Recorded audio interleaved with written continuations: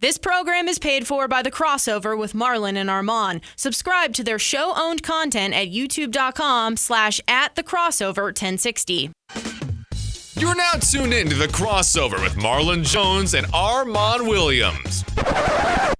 Hold up, you're teaming up a Sun Devil and a Wildcat? Who came up with that brilliant idea? The Crossover on KDUS AM 1060.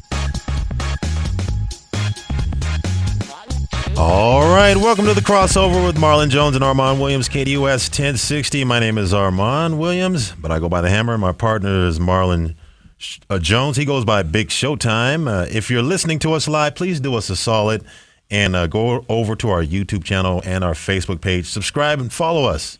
Why don't you? At The Crossover 1060. So that's at The Crossover 1060. So if you're on YouTube, that would be youtube.com/@thecrossover1060. And on Facebook, it's facebook.com/just the crossover 1060. I was saying is at the crossover 1060. No ampersand, whatever that squiggly thing is. Mm-hmm. It's not an ampersand. What the hell is it? It's not an ampersand. It's an at. It's at, but it ain't an ampersand. Okay, ampersand is something. I could tell you that. All right. Appreciate that, Marlon. Got you. Yeah. So that little squiggly thing, that little at symbol is not on our Facebook. Okay, you know where Texas A&M and the little thing between A and M, that's an ampersand. Okay. The more you know. The more I know. The more I know, the less I realize I know. All right. I'm going to go ahead, and this is the time of the show. We turn it over to my partner, Marlon Big Showtime Jones, Big Pimpin'. Yes, sir. How was your week, man? Hey, it was all good. You know, it was, and highly anticipating today. I mean, there's a couple things we could talk about today, I'm sure. Well, obviously, you're here in the valley of the valley of the sun here in the desert is definitely something. We definitely want to talk about. Yeah, I wonder what's been popping off sports-wise. What's been popping off? I'm sure we'll find something to talk about. Yeah, we'll find something to talk about. As a matter of fact, let's go ahead and let's jump into that. Let's go ahead and hook some people up with the buzz that we like to call our opening buzz for the day. And now it's time for the opening buzz. Adolis Garcia sends one the other way. That sends Carroll back. He's at the wall, and the legend grows. Adolis Garcia wins Game 1.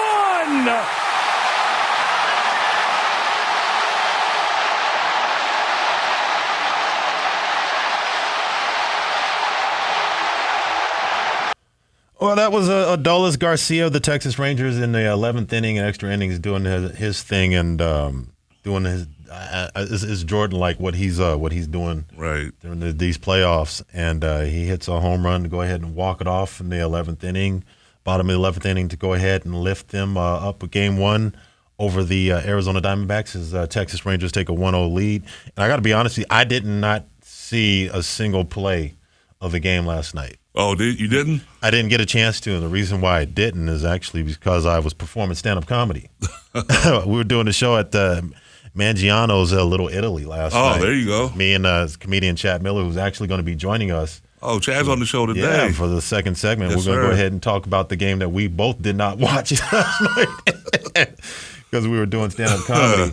But I got a chance to check out some of the highlights and whatnot. And it was kind of it was a little bit of a heartbreaker for the Diamondbacks. But don't fret, Diamondback fans. I mean, look, the NLCS, they went down 0-2 against the Philadelphia Phillies, who I think are actually, I mean, with the exception of Adolis Garcia, who's been playing like Kobe. Lights out. He's been playing Kobe. If Kobe Bryant played baseball, he's been kind of doing that this postseason. But with the exception of Adolis Garcia, I think that the Diamondbacks, they're not in bad position. They played a good game. They played a great game. Yeah, they did play a solid game. Maybe not a great game. A great game, they would have won it. But Semantics. Yeah, semantics. Potato. But but first of all, I thought Zach Gallen got himself back together. It took him a minute. Yeah, he started off sketchy.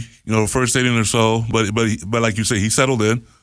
And the Diamondbacks fans, like you said, hey, they've been in this position before. I mean, they're almost comfortable being in this position. Absolutely. There's no need to panic. There's no need to sweat. They've been in this spot more than once during the playoffs. So right. It's like what they said. If in the war, hey, we're surrounded. Well, we got it right where they want us. Right where we want them. So Right. there's no need to panic. And check out to see the whites of their eyes, man. They got them lined up. I think honestly, I would not be surprised if they come back and win game 2. I wouldn't be surprised either. They'll have Merrill Kelly on the hump tonight, so they have an opportunity to get back. But look, Adolis Garcia, they've been doing stuff. He's been doing stuff that's legendary. Let me kind of give you some ideas of what he's done. Adolis Garcia became the second player in World Series history with 3 hits, including a walk-off home run in the same game. He joined Kirby Puckett, who did it in Game 6 of the 1991 World Series when he was with the Minnesota Twins. Legendary Kirby Puckett. Garcia's game winner was the first walk-off home run in World Series since Max Muncy of the Dodgers, since he hit one in Game 3 of the 2018 Fall Classic off Red Sox starter Nathan Eovaldi, who actually was a starter for last night's game for the Rangers, actually. And then Garcia homered in 5 straight playoff games, just one behind Daniel Murphy's all-time mark set in 2015, and he tied for second for Giancarlo Stanton, George Springer, and Carlos Beltran. And Game 1 marked the first time in a World Series opener that ended with a walk-off home run since the Dodgers slugger Kirk Gibson did it against since he did it against closer Dennis Eckersley, the Eck, back in 1988. I remember that one very well. Memorable, one of the most memorable hits in the history of baseball. Of course, you remember him, limping around the bases, whatnot, and he's pumping the arm. Yes, sir. And dude, he was jacked up, and that pretty much was it for the Oakland Athletics. Oakland Athletics, I remember they were a heavy favorite going into that World Series against the Dodgers, especially when you had Eck on the mound. But hey, kudos to Adolis Garcia. The thing that the Diamondbacks might want to do moving forward as a strategy, they might want to stop pitching to him. They might want to pitch around him.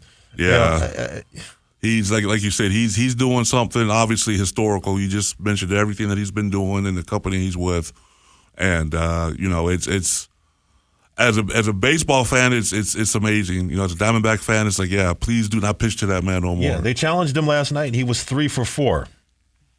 1 run, 1 home run. Of course, that was a walk-off home run. Right. So he was 3 for 4 last night. So you might want to try to pitch around him, if you can avoid it, because he's torching everybody, not just the Diamondbacks. He's torched everybody. He has, yes, like you said, throughout the entire playoffs up to this point. So the strategy might be a little bit different in preparing for him from here on out, hopefully. Right, and Ketel Marte, he's been knocking the cover off the ball, but he was 1 for 5 last night, so he's kind of come back a little bit, come back down to earth. Having said that, the Diamondbacks had a comfortable lead going into the bottom of the ninth. Had a 2-run lead. 2 runs. And it looked like they were, for all intents purposes, it looked like they were going to probably close it out. But I'm guessing Sewald was the closer, but he gave up, he gave up the home run that tied it and took it to extra innings. And then, of course, Adolis Garcia did what he did in the 11th inning. So I'm not going to, if I'm a Diamondbacks, I am a Diamondbacks fan, but if I'm in the Diamondbacks organization, then I don't think that they're going to take this too hard. This isn't a devastating loss for them. It's only game 1. Yeah. It's only game 1. And you'd think that this in is Texas. going to be in Texas, and you think this is going to probably be a long series. Just expect it to go 6-7 games. Of course, and they're battle hardened throughout the playoffs, and been in this like I said, they've been in this situation before where their back is against the wall. I mean, even more so then than it is now. I mean, all they did basically just lose game 1 on the road. So it's all right. And they looked worse against the Philadelphia Phillies those first 2 games in Philadelphia. True, especially game 2 against Philly. They looked really bad. Game 2 was horrendous. I mean, after game 2, I pretty much counted them out. Yeah, a lot of people did. And then they won game 3, the walk-off, Ketel Marte in game 3. And game 4, they looked a little bit more impressive. They lost game 5, and then you figure that they're going to go back to Philly and lose game 6. But they won game 6, and then they wound up winning game 7. In Philly. Yes. So, this is not panic time, panic zone. Hang in there. Kelly's on the mound tonight. Right. And, that's a good thing. He'll be facing he'll be going up against Jordan Montgomery. All right. And actually, I mean, they have similar ERA stats somewhere along the same line. I mean, Merrill Kelly's 2.65, Jordan Montgomery is 2.16, but the difference is the number of hits. You look at their number of hits, Merrill Kelly has given up 9 hits, so he's played pretty well postseason, whereas Jordan Montgomery's given up 28 hits. You know where Merrill Kelly went to college, right? You go ahead, tell him. Man, Forks Up.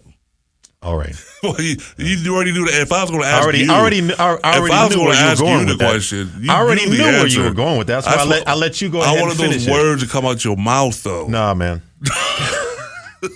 Forget that. Yeah. But Merrill Kelly's on the hump tonight. And you're looking at Jordan Montgomery. He's given up 28 hits versus 9. Mm-hmm. Diamondbacks are synonymous playing small ball, this team. Oh. They play very well small ball. Old school. They can set up hits against Jordan Montgomery. They can easily get back into this series and tie it up. Yeah, they are completely playing old school baseball. Mm-hmm. You know, moving runners over, bunting, stealing. It's actually fun to watch.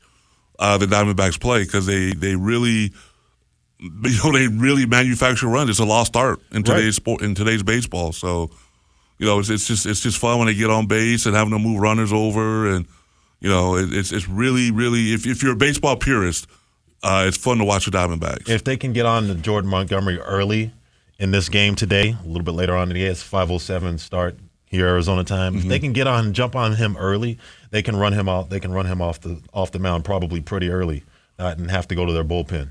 That'd be nice, and rack up a nice lead, and maybe a big enough of a lead where you don't have to worry about Garcia, jacking home runs. Sure, or just pitch around him. Yeah, just go ahead and just walk him.